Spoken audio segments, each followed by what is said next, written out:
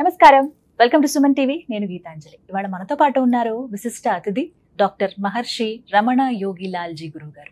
నమస్కారం గురువు గారు. అమ్మా, యాక్చువల్గా వరలక్ష్మి వ్రతం అంటే ఏదేదో చేస్తుంటారు. ఏదేదో కాదు, మీకు వీలున్నంత వరకు కమలం పూలు తీసుకొచ్చి పూజ చేయాలి అమ్మవారికి. మందార పూలు తలలో పెట్టుకోవాలి. అమ్మవారికి గులాబీ రంగు, ఎరుపు రంగు అంటే ఇష్టం.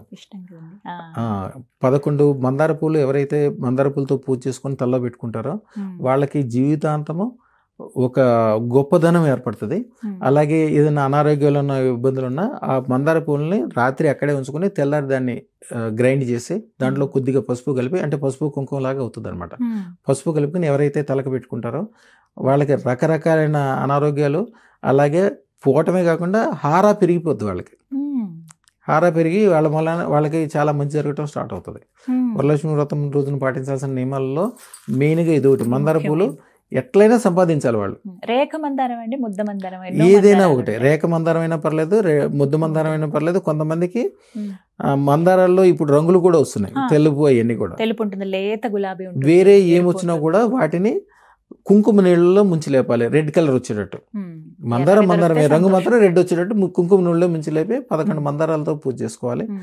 మంత్రము చాలా అద్భుతమైన మంత్రం. అసలు అదృష్టలక్ష్మి అంటేనే ఐశ్వర్యానికి సంబంధించింది.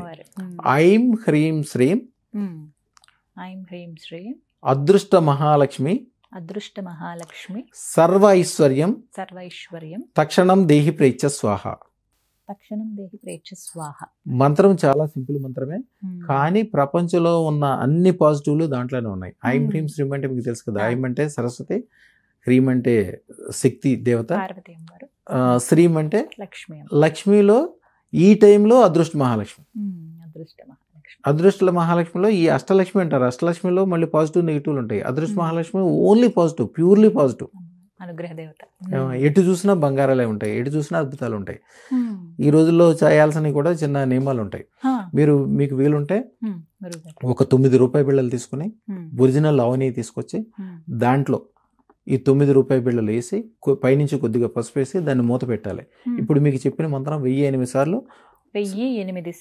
ఈ శ్రావణ మాసంలో ఈ 90 రోజుల్లో ఏదో రోజున 1008 సార్లు రాత్రిపూట మంత్రం చదువుకుని ఆ గాజు సీసాని, రూపాయి బిళ్ళున్న గాజు సీసాని మీరు ఎక్కడ పెట్టినా కూడా, వ్యాపార స్థలంలో పెట్టినా, ఇంట్లో పెట్టినా, డబ్బులు పెట్టుకునే చోట పెట్టినా, లేకపోతే బంగారాలు పెట్టే చోట పెట్టినా కూడా ఆ రూపాయి బిళ్ళలు ఆవినీలో ఎట్లా మునిగినాయో మీరు అట్లా ఐశ్వర్యంలో మునిగిపోతారు.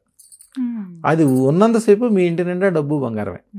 అదృష్టరత్నం యొక్క పవర్ ఇదంతా అనమాట. ఈ 90 రోజుల్లో ఏదో ఒక రోజు రాత్రి అంటే ఏ సమయానికి చేసుకోవాలండి? నిద్రపోయే ముందు. యాక్చువల్గా ఏంటంటే చీకటి పడిన తర్వాత మనము లెక్క ఏంటంటే 12 గంటల వరకే రాత్రి. యాక్చువల్గా శాస్త్రాలు అది లేదు. రాత్రి చీకటి పడిందంటే సాయంత్రం 7 గంటల నుంచి రేపు 7 గంటల వరకు. ఇది మొత్తం కూడా అంటే సూర్యుడు కనిపించినంత వరకు రాత్రి కిందే లెక్క. మీ వీళ్ళని బట్టి ఎప్పుడైనా చేసుకోవచ్చు చక్కగా. రాత్రిపూట యాక్చువల్గా ఈ దేవతలందరూ కూడా రాత్రిపూట చాలా పవర్ఫుల్. మీకు లక్ష్మీదేవి ఉన్న చోట అందరూ ఏం పెడతారంటే ఏనుగులు పెట్టుకుంటారు. లక్ష్మీదేవితో పాటు ఐరావతం పుట్టింది కాబట్టి ఏనుగులు పెడతారు. కానీ లక్ష్మీదేవికి ఐరావతం తోటి పెద్ద సంబంధం లేదు, తోడబుట్టిన వాళ్ళు అంతే. శుక్రుడు కానీ వీళ్ళందరూ కూడా తోడబుట్టిన వాళ్ళు. లక్ష్మీదేవి వాహనం గుడ్లగూబ. గుడ్లగూబ ఎందుకు ప్రత్యేకత? గుడ్లగూబ చీకటిలో చూడగలదు. అంటే ఒక మనిషి ఎంత కష్టాల్లో ఉన్నా, ఎంత చీకట్లో ఉన్నా, ఎంత ఇబ్బందుల్లో ఉన్నా వాళ్ళు ఆ దాంట్లోంచి, ఆ చీకట్లోంచి ఎవరికి కనపడింది వీళ్ళకి కనిపిస్తుంది. పూర్తి వెలుగుతో చూడగలుగుతారు. మంత్రం తెలియజేశారు, అలాగే ఎలాంటి పరిహారం కూడా చెప్పారు ఆవునేతిలో చక్కగా ఇవన్నీ చెప్పి. ఇది మొత్తం ఈ 90 రోజుల్లో ఏదో ఒక రోజు మాత్రం పాటించాలండి. అవునమ్మా. ఈ కొన్ని నియమాలు కూడా మంచివమ్మా. యాక్చువల్గా ఈ శ్రావణ మాసంలో బాత్రూమ్ని జాగ్రత్తగా ఉంచుకోవాలి, బాత్రూమ్ శుభ్రంగా ఉంచుకోవాలి. ఎందుకంటే ఎప్పుడైనా ఆకస్మిక ధనం రావాల్సింది మీకు ఎక్కడి నుంచి వస్తుంటే రాహు ఇస్తాడు. రాహు బాత్రూంలో ఉంటాడు, బాహును చూసుకోవాలి.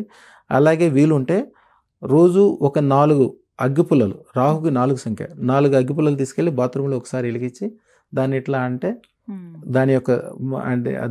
దాని యొక్క సెగ కానీ పొగ కానీ 4 మంటలు కానీ ఎప్పుడైతే రాహు కనిపిస్తుందో ఆయన శాంతిస్తాడు.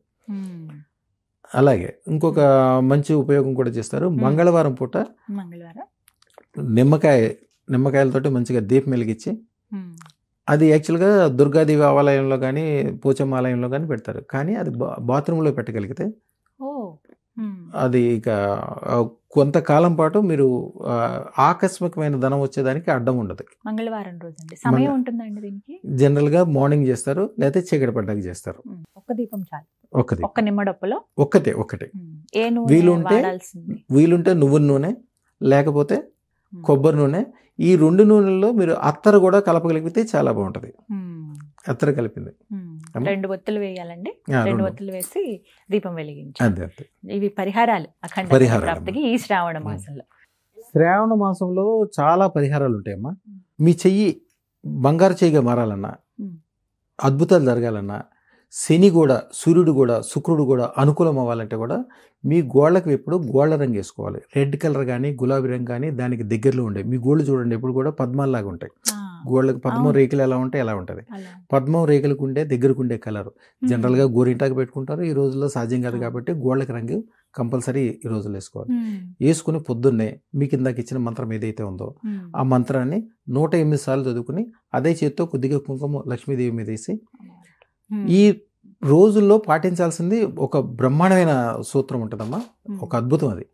రోజు పొద్దున్నే మీరు ఎలా అయినా భోజనం వండుతారు, బియ్యం. లక్ష్మీదేవికి ఎప్పుడు అన్నం అంటే ఇష్టం ఆవిడకి. ఆవిడ పాల సముద్రం నుంచి పుట్టింది కాబట్టి పాలు అంటే ఇష్టము. ఆవిడ పద్ధతి అంతా స్వీట్కి సంబంధించి కానీ స్వీట్ అంటే ఇష్టం. మీరు అన్నం వండగానే ఈ రోజుల్లో దాంట్లో పాలు పంచదార కలిపేసి అమ్మవారికి ప్రసాదం పెట్టాలి. ప్రతి శుక్రవారం కొత్త కొబ్బరి బొండం తెచ్చుకోవాలి. అద్భుతమైన ధన లాభాలు రావాలి, ఇల్లంతా డబ్బులు కురవాలి, బ్రహ్మాండంగా ఉండాలంటే ఇంట్లో ఎటు చూసినా డబ్బులు ఉండాలి, ఎటు చూసినా సుఖం సంతోషం ఉండాలి. నాకు ఇది లేదు అబ్బో ఏంటి అటు చూసినా బంగారాలు కూర్చున్నాయని మీరు నిజంగా ఫీల్ అవ్వాలంటే, పొద్దున్నే లేచి ఆనందంతో గంతులు వేయాలనిపించాలంటే ఒకటే మార్గం. ప్రతి శుక్రవారము ఒక కొబ్బరి బొండం తెచ్చుకోవాలి. రాత్రిపూట అమ్మవారి ఎదురుగుండా పెట్టాలి. దానికి ఒక చింత మంత్రం ఇస్తాం. మాకు ఒకసారి వాట్సాప్ చేసినా అడిగినది ఇస్తాం. ఆ తంత్రం 1 గంట సేపు ఉంటుంది. భార్యాభర్తలు ఎదురు కూర్చొని చేసుకోవాలి. ఇక ఆ ఇల్లే బంగారం. వాళ్ళు వెనక్కి తిరిగి చూసుకునేదే ఉండదు. వాళ్ళ జీవితంలో వెనక్కి తిరిగి చూసే సందర్భమే రాదు. ఈ శ్రావణ మాసంలో ఆ పవర్ ఉంటుంది. లక్ష్మీదేవి రెడీగా ఉంటుంది. చెప్తున్నా కదమ్మా, మీరు అడగటమే ఆలస్యం. ఆవిడ చేతితో పట్టుకుని బరువులు ఎక్కువ ఉంటాయి. మీరు చేతితో తీసుకోగానే ఆవిడకి ఇంకా సంతోషం. కానీ మీ నోటి వాక్కు మీ ఆశీర్వాదం, సంతోషం అండి. అమ్మమ్మ.